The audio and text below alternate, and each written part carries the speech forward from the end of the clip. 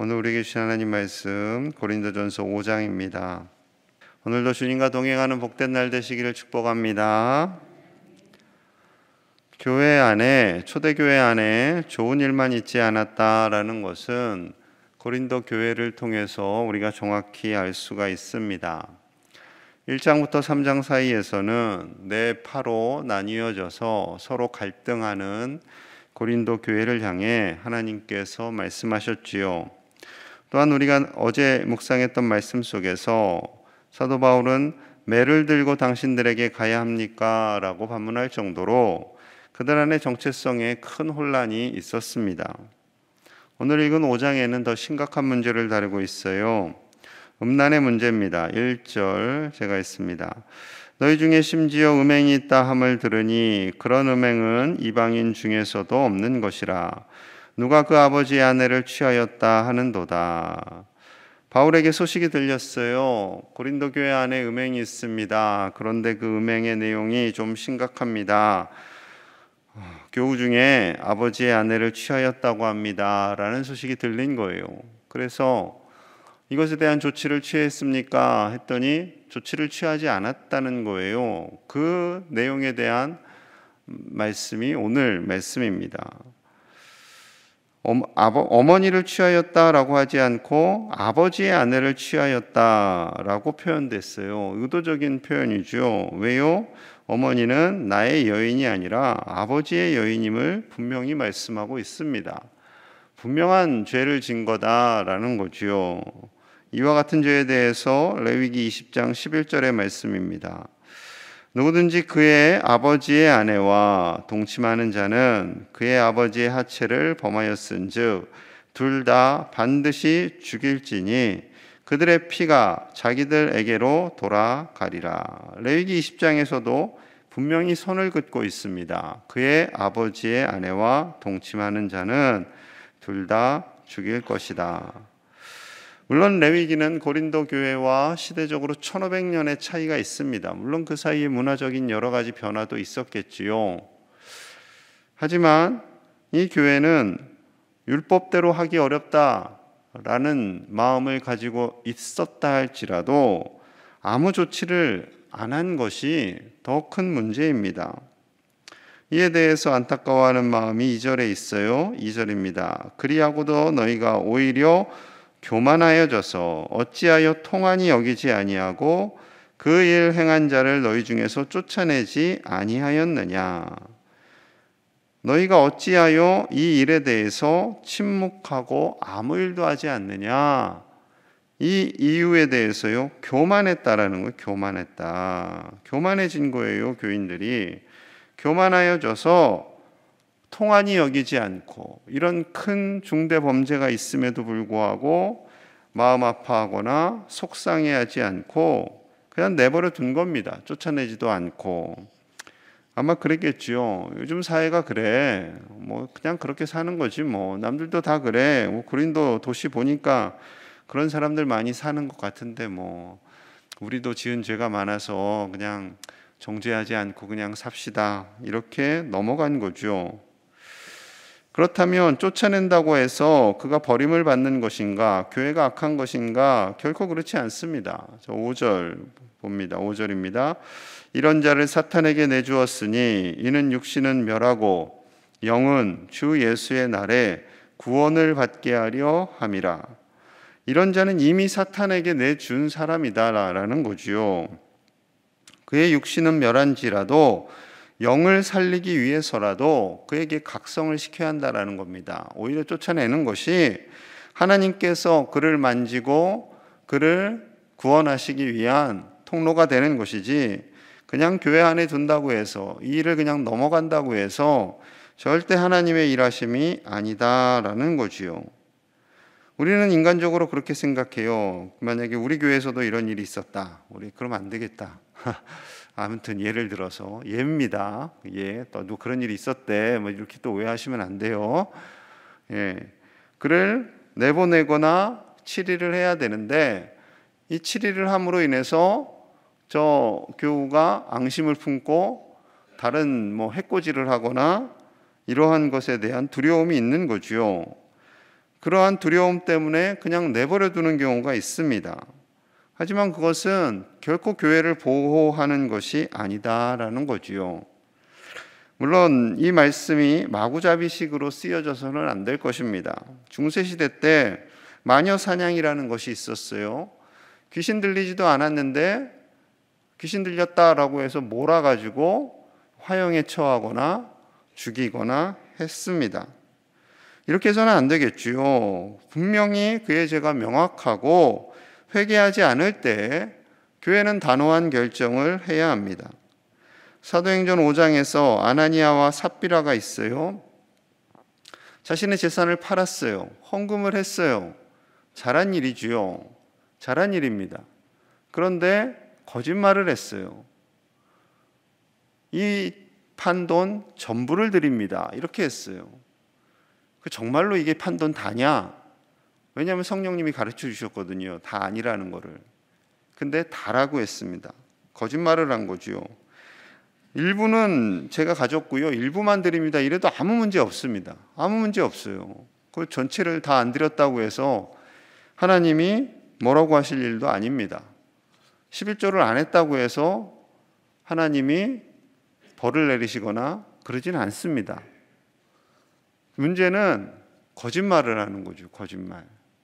그래서 결국 아나니아와 삽비라가 죽임을 당했습니다. 이 본문을 읽을 때마다요, 사도행전 5장을 읽을 때마다 하나님 굳이 그럴 필요가 있으셨습니까? 라는 질문을 하게 돼요. 무서워서 어떻게 하나님 믿을 수 있겠습니까? 그런데 하나님이 원하시는 것은 교회는 죄인들이 모이지만 정결하고 거룩하고 진실된 공동체가 되기를 원하셨던 것이지요. 만약에 아버지의 아내와 동침한 성도가 진심으로 회개하였다면 문제가 되지 않습니다. 그런데 뻔뻔스럽게 나만 죄졌냐? 너희도 죄졌지. 나만 죄인이냐? 너희도 죄인이지. 이런 마음으로 교만하여진 겁니다. 그리고 다른 교우들 역시 이에 대해서 그냥 유야무야 넘어가게 되었다라는 거죠.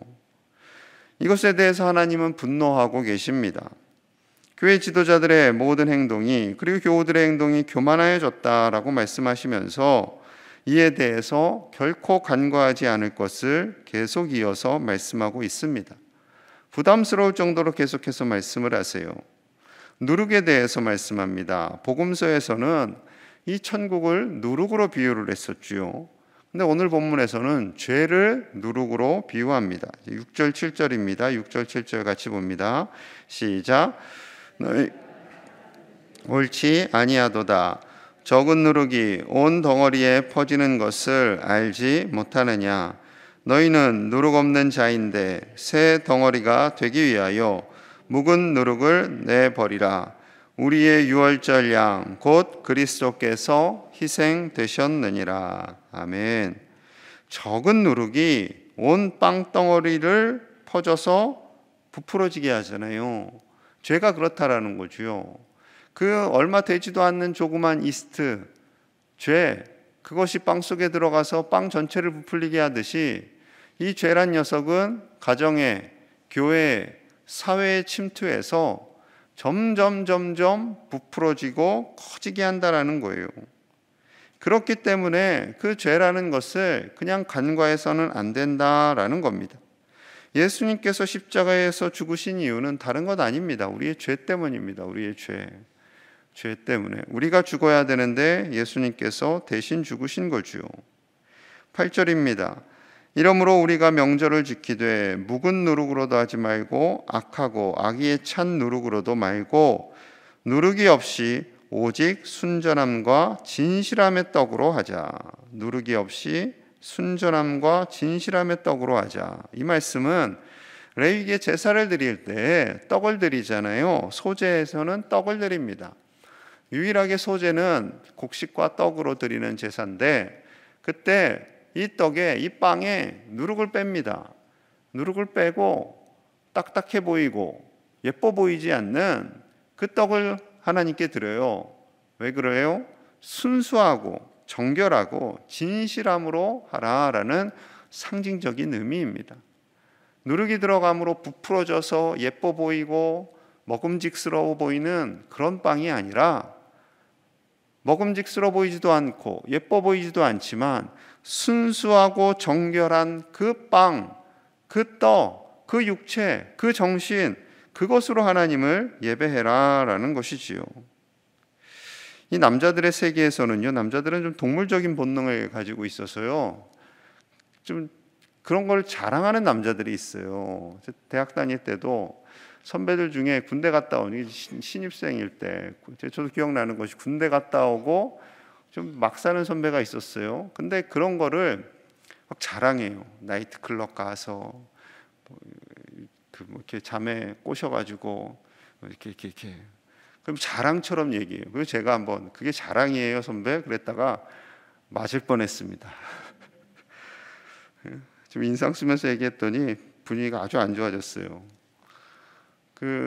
그런 거죠. 이 인간의 죄성은요, 한번 그 안에 맛을 들이면 쾌락이 있고 그걸 맛보면은 그게 전부인 양 자랑하고 그것에 대해서 아무 죄의식도 없게 되는 거죠. 제가 아는 어느 안수 집사님 10년 동안 외도를 했어요. 결국 아내는 권사님이셨는데 탄로가 났어요. 결국 탄로가 납니다. 그 권사님 배신감이 너무 컸겠지요. 그래서 하여튼 예전에 섬겼던 교회인데 나오기 직전에 이제 벌어진 일이라 그 후에는 어떻게 되는지 모르겠지만 너무나 속이 상하셔서 이제 한탄을 많이 하셨는데 10년간 안수 집사님으로 봉사를 했어요. 하나님 보시기에 굉장히 가증스러우셨겠죠. 열심히 봉사하고 교회에서는 열심히 일하고 믿음 좋은 안수 집사님이셨지만 그의 삶은 전혀 그렇지 않았습니다. 안수 집사님뿐이 아니지요. 장로님도 목사님도 다 사탄은 공격을 합니다. 특히 우리나라가 이 음행에 대해서 술에 대해서 굉장히 관대해요. 관대하다 보니까 더더욱 문제가 심각한 것이 사실입니다.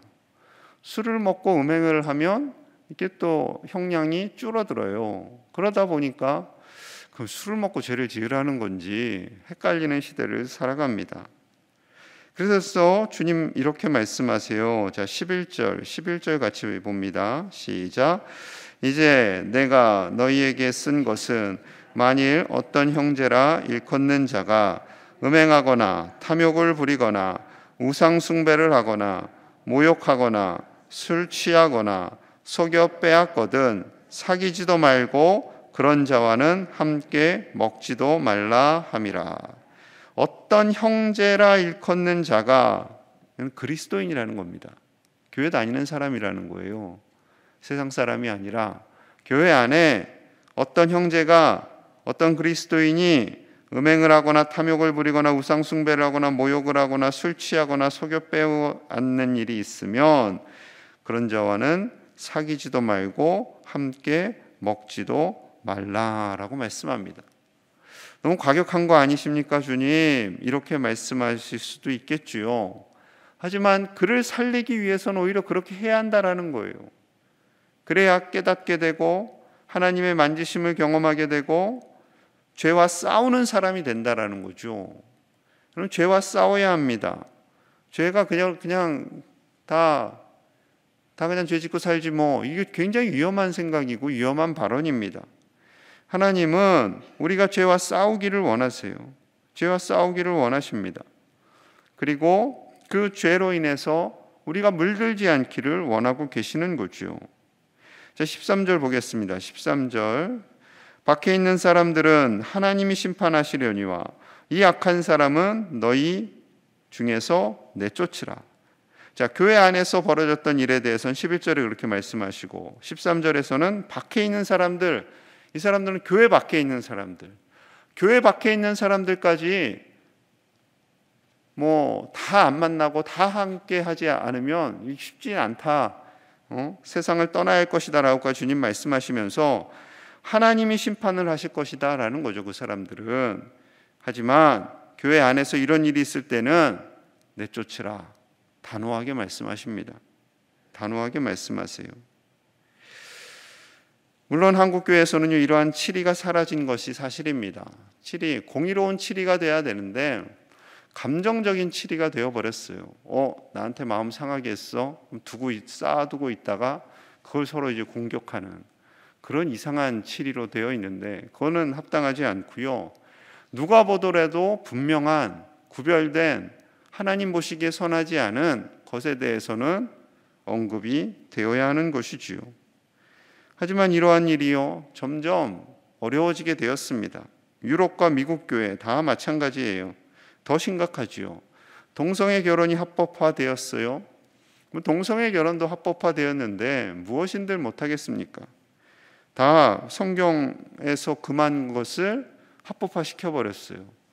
성경에서 금했는데요 라고 말하면 무슨 소리냐? 우리는 합법화가 되었다. 세상법이 더 강한 시대를 살아가고 있는 거죠.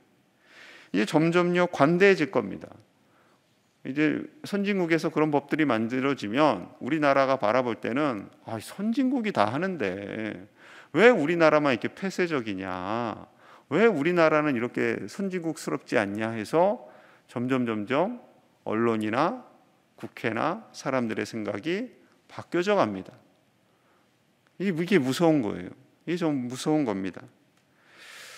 여러분, 하나님이 물론 교회가 그래서요 다 보수적이라고 시대에 맞지 않는다라고 세상 사람들은 정죄를 해요. 지금 시대가 어떤 시대인데 낙태도 허용해야 되고 원치 않으면 아이도 다 제거할 수 있고 얼마든지 그런 시대가 돼야 되는데 왜 그것을 반대하냐고 교회를 향해서, 기독교를 향해서 정죄하는 거죠. 좋으면 결혼할 수 있지, 동성 간에 결혼할 수도 있지, 왜 그걸 반대하냐고. 그래서 교회 안 간다고. 어떻게 해야 하겠습니까? 참 쉽지 않습니다. 쉽지 않은 시대예요. 여러분, 그럼에도 불구하고 하나님의 말씀은 진리인 줄로 믿습니다. 진리입니다. 죄를 미워하시는 하나님이시고, 비록 그 죄를 짓는 사람, 그 사람은 우리가 미워하지 않는다 할지라도 그 사람마저 하나님께서 포기하지 않도록 우리는 기도해야 하겠지만, 그 죄라는 누룩이 더 확산되고 그로 인해서 가정이 파괴되고 교회가 파괴되고 사회가 파괴되는 것에 대해서 결코 그냥 간과할 수는 없는 것이지요.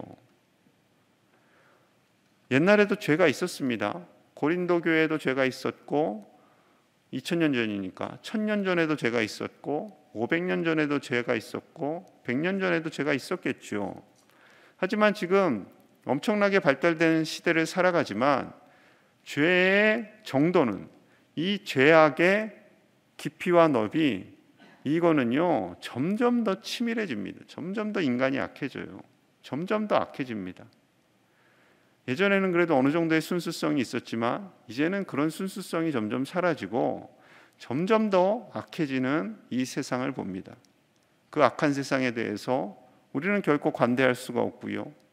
정말로 이 시대를 위해서 더 기도해야 할 줄로 믿습니다.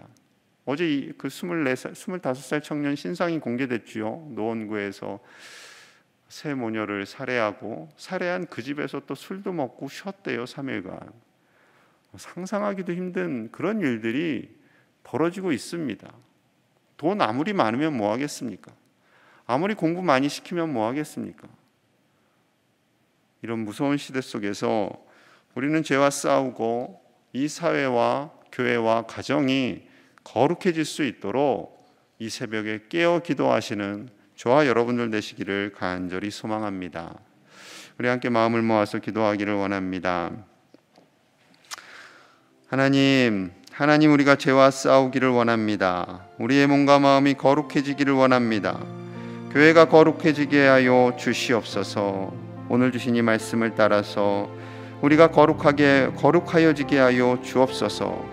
다른 사람을 정죄하지는 않는다 할지라도 그 죄에 대해서 문제의식을 갖게 하시고, 그 죄가 우리의 마음속에, 우리 가정 속에, 교회 속에, 이 사회 속에 누룩과 같이 확산되지 않도록 기도하는 우리가 되게 하여 주시옵소서.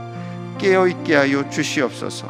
깨어있게 하여 주시옵소서. 이 시간 우리 가정과 우리 교회와 이 나라와 우리 자신의 거룩함을 위해서 간절히 기도하며 죽어가는 저 미얀마 땅을 위해서도 함께 간절히 기도하겠습니다.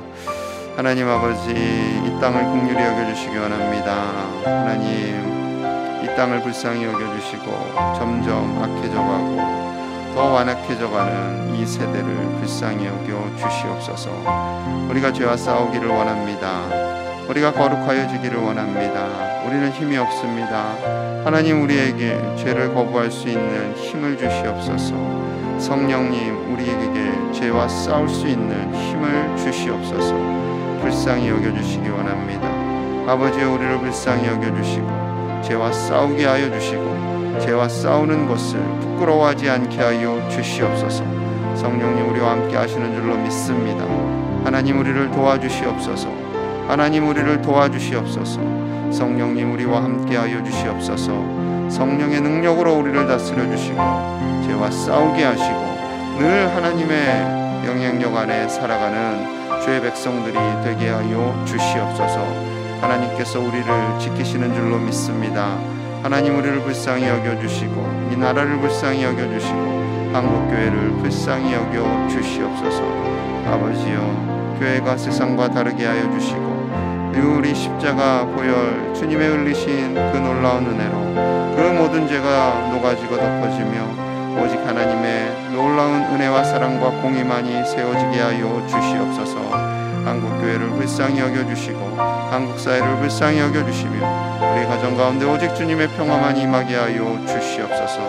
우리 자신이 늘 주님 앞에 십자가로 나아가기를 원합니다. 우리 자신을 십자가에 못 박고 나아가기 원합니다. 아버지여, 고통받는 미얀마 땅을 불쌍히 여겨주시고 아버지, 저들 살려주시옵소서. 저 백성들 살려주시옵소서. 주님, 저 백성들 살려주시옵소서. 주님의 은혜로 살게 하여 주시옵소서. 하나님 아버지, 감사합니다. 이 새벽에 나와 하나님의 말씀을 듣는 주의 종들과 음성 파일로 듣는 주의 백성들을 기억하여 주시고 우리가 늘 하나님 안에서 거룩하고 정결한 모습으로 죄와 싸워 이기는 주의 백성들이 되게 하여 주시옵소서. 하나님께서 우리의 삶 속에 함께 하여 주셔서 죄와 싸우는 것이 부끄러운 것이 아님을 깨닫게 하여 주시고 하나님이 기뻐하시는 일임을 깨닫게 하여 주셔서 우리 자신과 가정과 교회와 이 사회를 거룩한 하나님의 나라로 만들어가는 하나님의 군사들이 다 되게 하여 주시옵소서. 오늘 보궐선거가 있습니다. 서울에서 부산에서 있는 그 선거를 하나님 함께 하여 주셔서 하나님이 예비하신 자가 세워질 수 있도록 인도하여 주시옵소서. 그리하여 국민을 사랑하고 국민을 위해 의무를 다하는 하나님의 신실한 자가 세워지게 하여 주옵소서.